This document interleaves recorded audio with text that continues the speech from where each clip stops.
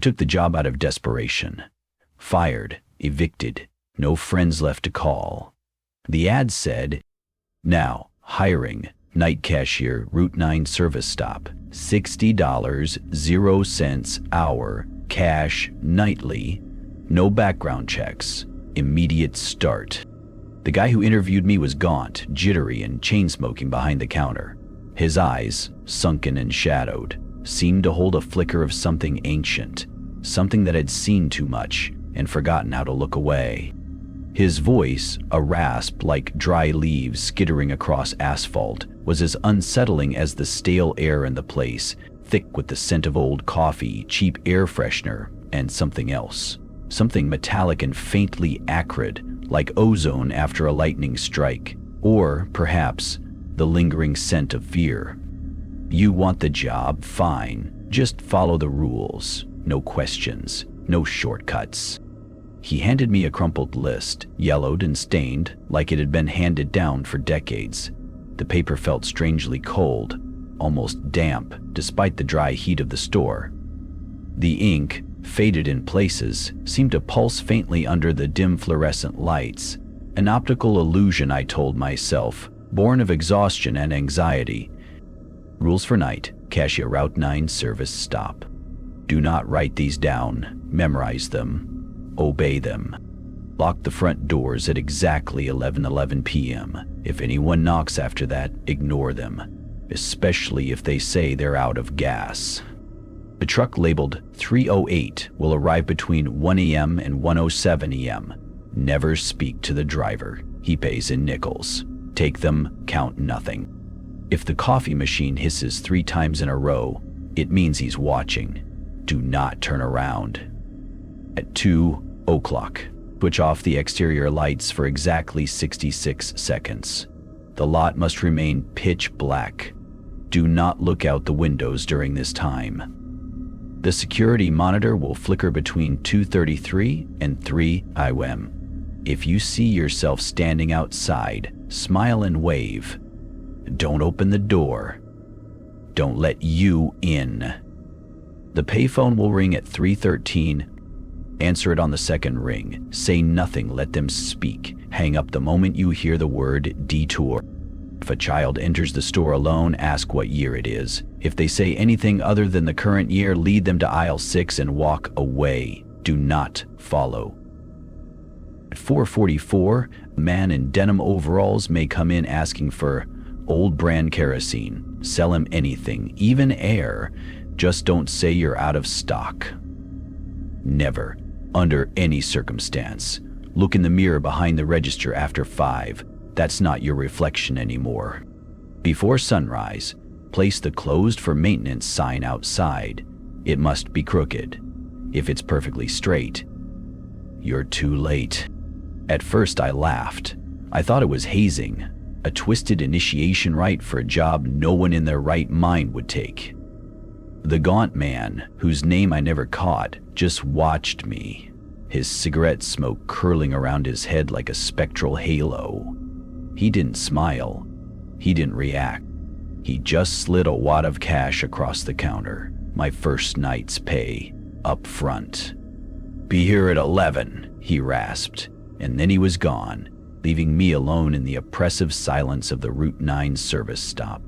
Shift 1, the first tremors. That night, the clock on the wall seemed to drag its hands through molasses.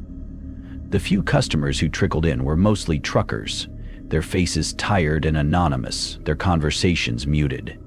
The air grew colder as the night deepened, a chill that had nothing to do with the thermostat.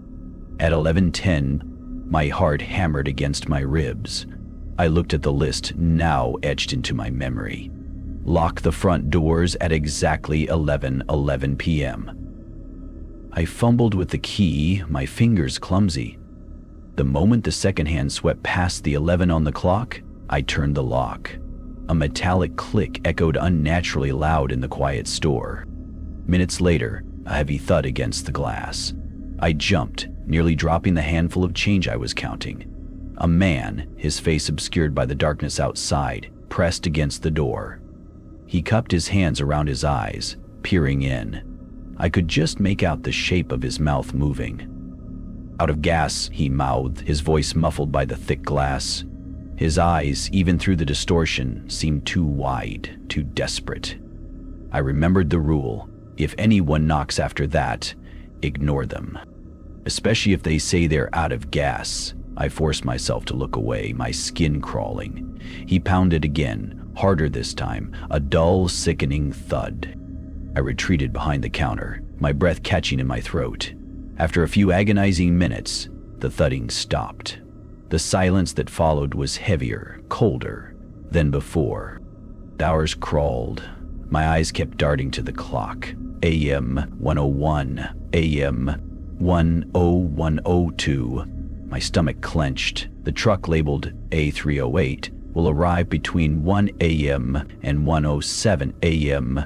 At 1:04 a.m. I heard it. The low rumble of a diesel engine, growing louder, closer. Headlights cut through the darkness, sweeping across the front of the store, briefly illuminating the dusty shelves and the forgotten candy racks. A massive, grimy truck, its side emblazoned with the faded number 308, pulled up to the furthest pump. The engine idled, a deep, guttural thrum that vibrated through the floor. The driver emerged. He was a hulking silhouette, indistinct in the gloom. His movements were wrong, too fluid, too jerky, like a stop magna animation played at the wrong speed. His face, when he approached the counter, was a blur, as if a camera had caught him mid-May, or perhaps as if his features simply refused to resolve into anything recognizable. It was less a face and more a smear, a shifting vortex of shadow and indistinct light. He extended a massive gloved hand and dropped a handful of coins onto the counter. Nickels, dozens of them. They clattered with a dull, heavy sound, not like normal coins. "He pays in nickels. Take them. Count nothing." I scooped them up, my fingers brushing against the cold, smooth metal. They felt strangely heavy, almost warm, like they had just been pulled from something living. I didn't count. I just shoved them into the till. He turned, his blurred form retreating to the truck. The engine roared and he was gone, leaving behind only the lingering scent of diesel and something else. Something like wet earth and old blood. The coffee machine, a relic from a bygone era, stood silently in the corner. I hadn't touched it. Then a soft hiss. I flinched. Another hiss. My blood ran cold. A third hiss. If the coffee machine hisses 3 times in a row, it means he's watching. Do not turn around. Every instinct screamed at me to spin around, to see what he was. But I froze, my muscles locked. The air behind me felt heavy, charged, as if something vast and unseen had settled there, its gaze burning into my back. I could feel the pressure, a silent, suffocating weight. I kept my eyes fixed on the grimy counter, my breath shallow. The silence stretched, thick and suffocating. After what felt like an eternity, the pressure eased. I exhaled, a shaky, ragged sound. 2 a.m. My hand trembled as I reached for the light switch. Switch off the exterior lights for exactly 66 seconds. The lot must remain pitch black. Do not look out the windows during this time. Click. The world outside vanished into an inky blackness. I could feel the darkness pressing against the windows, a tangible presence. It was not just an absence of light. It was a hungry, consuming void. I squeezed my eyes shut, pressing my palms against them, trying to banish the images my mind conjured. Things scuttling in the black, eyes gleaming, forms shifting. The seconds crawled by, each one a torment. I counted them, my voice a silent whisper in my head. 1, 2, 3. 66. Click. The harsh yellow light flooded the lot once more, revealing nothing but empty asphalt and the distant skeletal trees. My heart was a frantic drum against my ribs. Then came 2:33 a.m. The security monitor, a grainy black and white screen above the door, flickered. The image on the screen, usually a static shot of the gas pumps, began to distort. Lines rolling, static crackling. Then it cleared, and I saw myself, standing outside by pump number 2, staring directly into the camera. My reflection. But I was behind the counter. I hadn't moved. The me on the screen was smiling, a wide, unnatural grin that stretched my lips too far, showing too much gum. My eyes on the screen were black, empty pools. If you see yourself standing outside, smile and wave. Don't open the door. Don't let you in. My hand, without conscious thought, lifted. I forced my lips into a shaky, grotesque parody of the smile on the screen. I waved. The me on the screen waved back, its smile widening impossibly. It took a step towards the door, then another. Its hand reached for the handle. My breath hitched. The screen flickered again, then went blank. The image was gone. I stood there, my arms still raised, my face frozen in a rictus of a smile. 3:13 a.m. The payphone, a grimy ancient rotary phone near the restrooms, rang. My blood ran cold. Answer it on the second ring. Say nothing. Let them speak. Hang up the moment you hear the word detour. It rang once. I waited, my hand hovering over the receiver. It rang a second time. I snatched it up, pressing it to my ear. Silence. A deep, resonant silence that felt heavier than air. Then, a voice. A whisper, raspy and dry like gravel in a throat. It spoke my name. My full name. Michael Thorne. The sound was a violation, an intrusion. I felt a cold dread spread through my veins. The voice continued, a low, guttural murmur, speaking of things I couldn't quite grasp, fragmented phrases about paths untaken, crossroads of the lost, and the weight of forgotten choices. It was a stream of unsettling nonsense, yet it resonated with a deep primal fear. Then, clear as a bell, the word, detour. I slammed the receiver back into its cradle, my hand shaking violently. The sound of the click seemed to echo in the empty store for an eternity. The rest of the night was a blur of hyper-awareness and creeping dread. I cleaned shelves that didn't need cleaning, restocked items that were already full, anything to keep my hands busy and my mind from dwelling on the horrors I had witnessed. The air grew heavier, the silence more profound. At 4:44 a.m. the bell above the door chimed.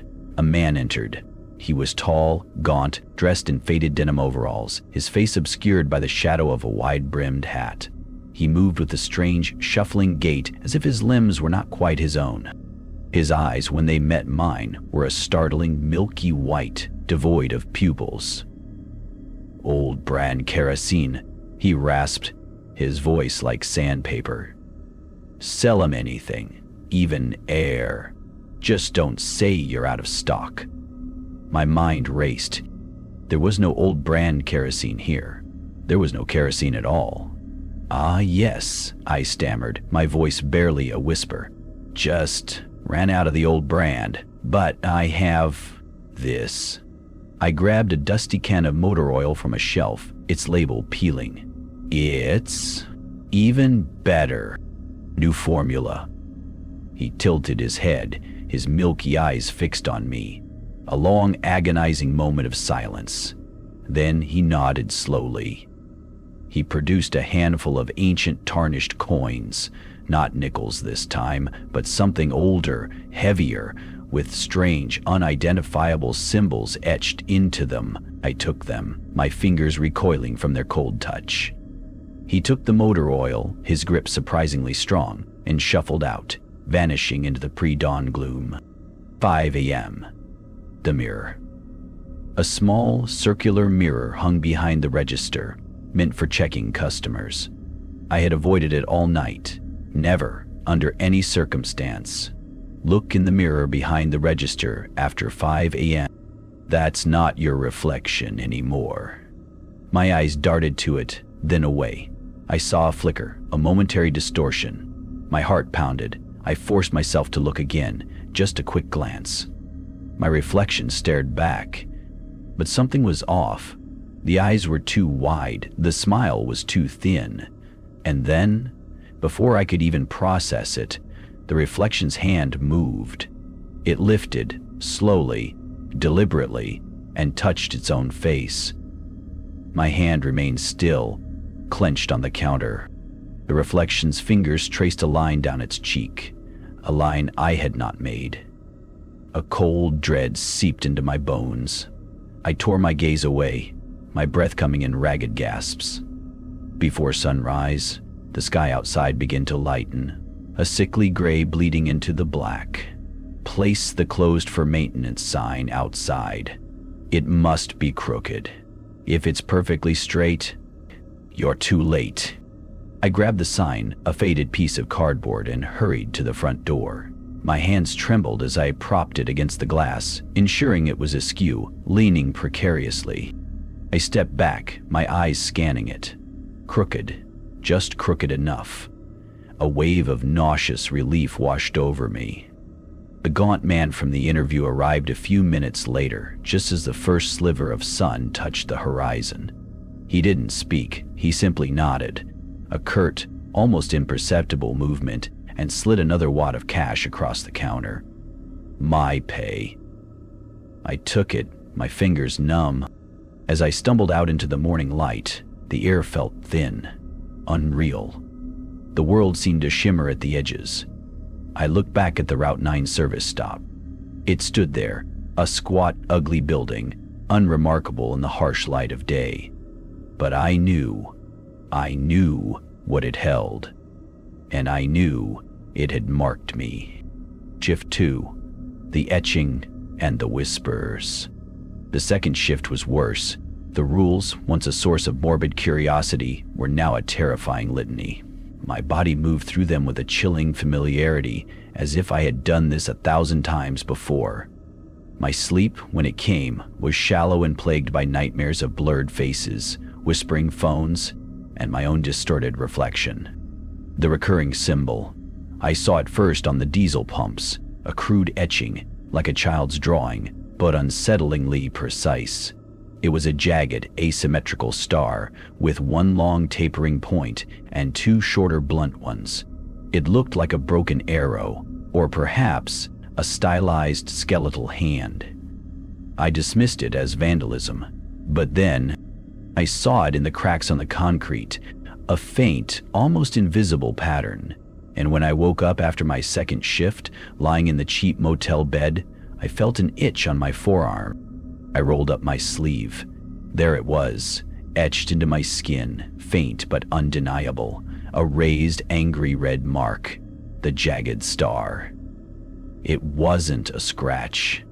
It was branded. My blood ran cold. The security monitor, the me on the screen, was back at 2:40 a.m. This time, it wasn't just smiling, it was mouthing words. I leaned closer, my heart pounding.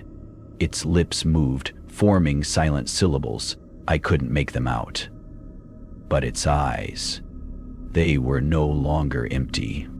They held a strange, knowing glint and a hint of something malevolent. I forced myself to smile and wave, my hand feeling like a puppet's. The me outside mimicked me, then raised its own hand, tracing the jagged star symbol on its forearm. My breath hitched. It knew. It knew about the mark. The payphone rang again at 3:13 a.m. I answered on the second ring. The gravelly voice was there, instantly. The path, it narrows, Michael. The choices, they diminish. It spoke of the hunger of the road and the offerings of the lost. I heard the word detour and slammed the phone down, my hands slick with sweat. The words echoed in my mind, a chilling prophecy. Shift 3, the child and the cold. The third shift brought a new kind of terror. At 3:47 a.m. the bell chimed. A child, no older than 7, stood in the doorway. He was small, dressed in old-fashioned clothes, and his eyes were too large, too dark for his face. He was alone. If a child enters the store alone, ask what year it is. If they say anything other than the current year, lead them to aisle 6 and walk away. Do not follow. "What year is it?" I asked, my voice trembling. The child tilted his head, his dark eyes fixed on me. 1978, he whispered, his voice thin and reedy. My blood froze. It was 2025. I swallowed hard. "Come with me," I said, my voice barely audible. I walked to aisle 6, where the cleaning supplies and forgotten automotive fluid sat gathering dust. The aisle felt colder than the rest of the store, a pocket of unnatural chill. I pointed vaguely at a shelf. "Here you go." I turned and walked away, not looking back, not daring to. I heard a faint rustling sound behind me, like dry leaves skittering. But I kept walking, my gaze fixed straight ahead.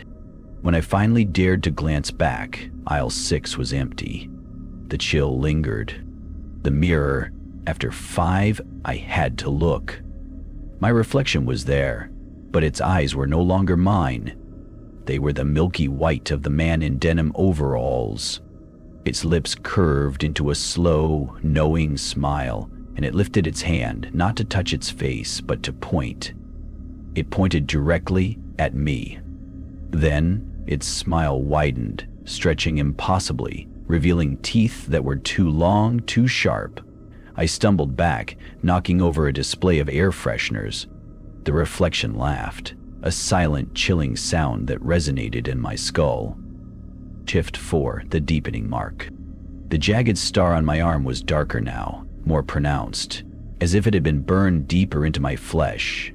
It pulsed faintly, a dull ache beneath the skin. I felt a growing sense of detachment, as if my body was no longer entirely my own. The coffee machine hissed 3 times, not once, but twice during this shift. Each time, the pressure on my back was immense, a physical weight that threatened to crush me. I felt the unseen he closer, its presence more defined, more malevolent. I could almost feel its breath on my neck, cold and stale.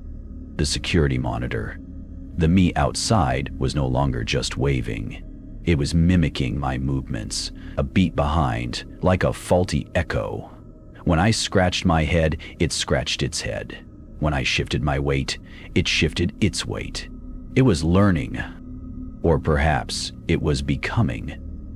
Its eyes, now, were a sickly yellow, like old parchment. And the smile? It was permanent, a fixed, unsettling rictus. The payphone. The gravelly voice spoke of the binding and the price of the road. It mentioned the ones who walked the loop, and I felt a jolt of recognition, a cold certainty. This was a loop. I was trapped. Shift 5, the familiarity of the abyss. The days between shifts blurred into a meaningless haze. I ate, I slept, but my mind was always at the service stop. The jagged star on my arm throbbed constantly, a living thing. I found myself tracing its lines, a strange, morbid fascination taking hold. I started to recognize the customers, not their faces, for they were always indistinct, but their patterns. The trucker who always bought a specific brand of stale jerky. The woman who always paid an exact change, her hands skeletal and cold. The old man who would just stand in aisle 3, staring at the empty shelves for minutes before leaving without a word. They were all part of the loop. They were all specters of Route 9. The man in denim overalls returned at 4:44. This time, he didn't ask for old brand kerosene. He simply pointed at the empty space where the motor oil had been. "The new formula," he rasped, his milky eyes fixed on me. I grabbed a bottle of window cleaner. "Even newer," I whispered, my voice hoarse. He nodded, his movements slow and deliberate. He paid with more of the ancient symbolic coins. As he turned to leave, I saw it. Etched into the back of his hand, barely visible under the grime, was the jagged star symbol. My blood ran cold. He was marked. Like me. The mirror. I couldn't tear my eyes away after 5. Was almost entirely separate now. Its eyes were fully yellow. Its smile was fixed. It was thinner, gaunter, its skin a sickly pallor. It was the face of the man who had interviewed me. And then it spoke. Not with sound, but with its lips, forming words that resonated directly in my mind, a cold, dry whisper. You are learning. You are becoming. Shift 6. The growing shadow.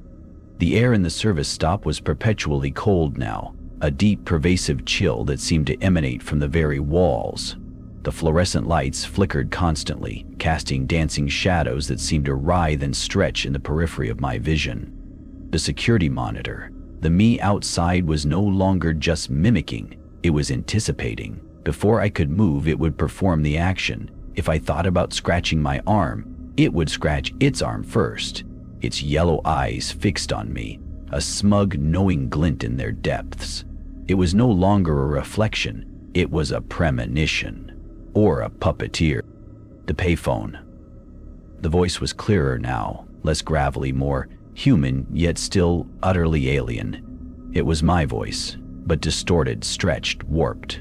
You are almost ready, it whispered. The cycle turns. The debt is paid. The new face arrives.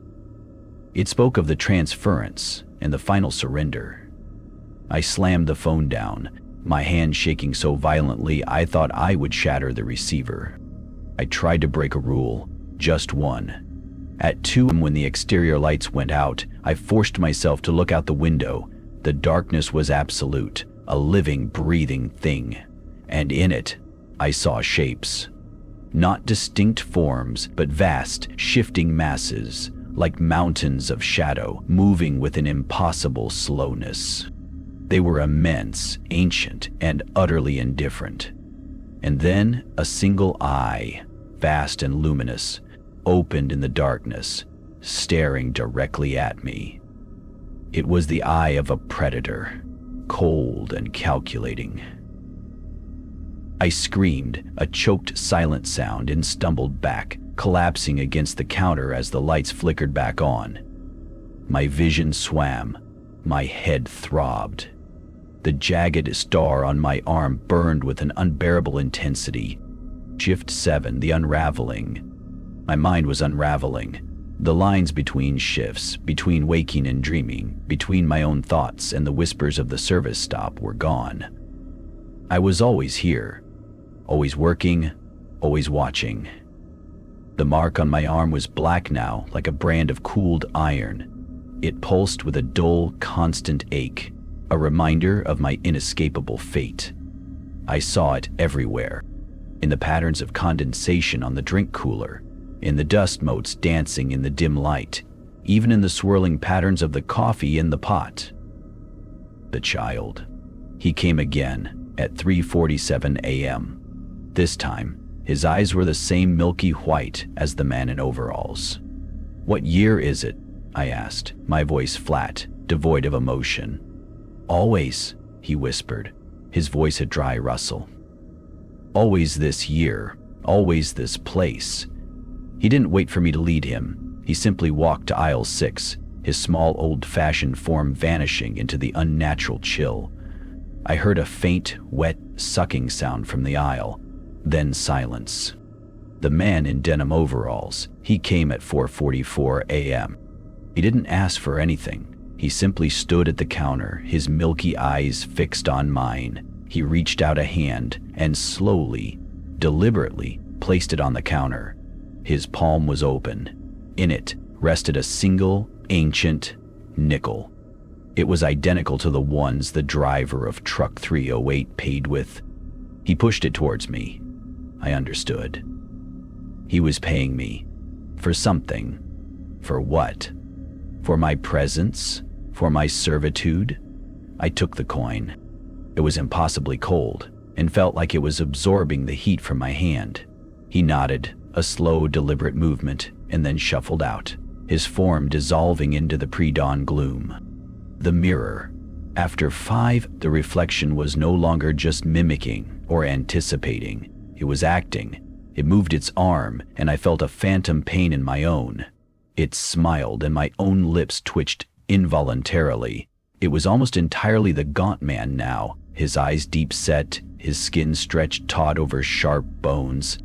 And then, it raised a hand, its long bony finger pointing to the jagged star on its own forearm. Then it pointed to mine, and then it pointed to the empty space beside it, where a new reflection would soon appear. Shift 8, the convergence. The final shift. I felt it in my bones, a deep, resonant hum that vibrated through the very foundations of the service stop. The air was thick with the scent of ozone and something else, something sweet and cloying, like decaying flowers. 11 p.m. I locked the doors. The knocking came immediately, frantic, desperate. Out of gas. Please, my family. A woman's voice. Young, afraid. I saw her face pressed against the glass, distorted, pleading. Her eyes were wide with terror. I looked away. My hand, without conscious thought, reached for the closed for maintenance sign. I placed it against the glass, ensuring it was crooked. A faint whisper echoed in my mind. Good, you learn. And 1 a.m. truck, 308. The driver's face was no longer a blur. It was the face of the gaunt man who had interviewed me. His eyes, though, were black, empty pools. He dropped the nickels onto the counter. I took them. They felt like ice in my palm. He nodded, a curt, familiar gesture. The coffee machine hissed 3 times. I felt the immense pressure behind me, the cold gaze. I didn't turn. I didn't need to. I knew he was there. He was always there. He was the service stop. 2 a.m. The exterior lights went out. I didn't look out the window. I didn't need to. I could feel the vast, shifting shadows, the immense ancient eye pressing against the glass, watching. 2:33 a.m. The security monitor flickered. The me outside was no longer a reflection. It was the gaunt man. His yellow eyes fixed on me.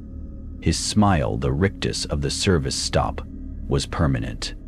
He raised his hand. He waved. I didn't wave back. I just stared, my own face devoid of expression. He stepped towards the door. This time the screen didn't flicker off. He reached for the handle.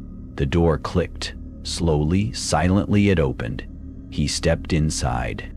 He walked towards the counter, his movements fluid, unhurried. He was me. He was the gaunt man. He was the service stop. He stopped directly in front of me, his yellow eyes boring into mine. He was taller than me, his shadow falling over me like a shroud. "It's time," he rasped, his voice a dry whisper that resonated inside my skull, not in my ears. It was the voice from the payphone, the voice from the mirror, my voice. My hand of its own accord reached for the crumpled list of rules. I knew them by heart. I had memorized them. I had obeyed them. He reached out, his long bony fingers tracing the jagged star on my arm. The mark pulsed, a searing pain, then a dull throb. It was no longer a mark. It was a part of me. It was me. "You have served well," he whispered. "The cycle continues." He stepped behind the counter. He moved with a chilling familiarity, as if he had always been there. He stood where I had stood for countless shifts, his yellow eyes fixed on the door. I felt a strange lightness, a sense of release and profound emptiness. My body felt thin, translucent. I looked down at my hands. They were fading, becoming indistinct, like the driver of truck 308. My skin shimmered, my form blurring at the edges. I walked towards the front door. My movements were slow, deliberate, yet strangely effortless. I felt no fear, no despair, only a profound sense of inevitability. I was part of the service stop now, part of the loop. As I reached the door, I turned. The gaunt man, my successor, stood behind the counter, his yellow eyes watching me. He was smiling, a wide, unnatural grin. And then I saw it. The mirror behind the register. My reflection was there, but it wasn't me. It was the gaunt man. His eyes were black, empty pools. His face was a blur, and he was chain smoking, the smoke curling around his head like a spectral halo. I stepped outside. The sun was beginning to rise, painting the sky in sickly shades of gray and bruised purple. The air was cold, thin, unreal. The Route 9 service stop stood there, squat and ugly. A new sign, freshly printed, hung in the window. No. Hiring, night cashier, Route 9 service stop. $60 0 cents/hour, cash nightly, no background checks. Immediate start. And as the first rays of sunlight touched the asphalt, I felt a strange pull, a familiar urge. I wanted to go inside. I wanted to apply for the job. I wanted to escape the cold, the emptiness. I wanted to be the one behind the counter, watching, waiting. But I never left. I think I never left. I think I've worked this job before. I think I am the service stop. And the cycle turns. The wind whispered my name, carrying it down Route 9, a dry, gravelly sound. Michael, Thorne. In the road, it hungered.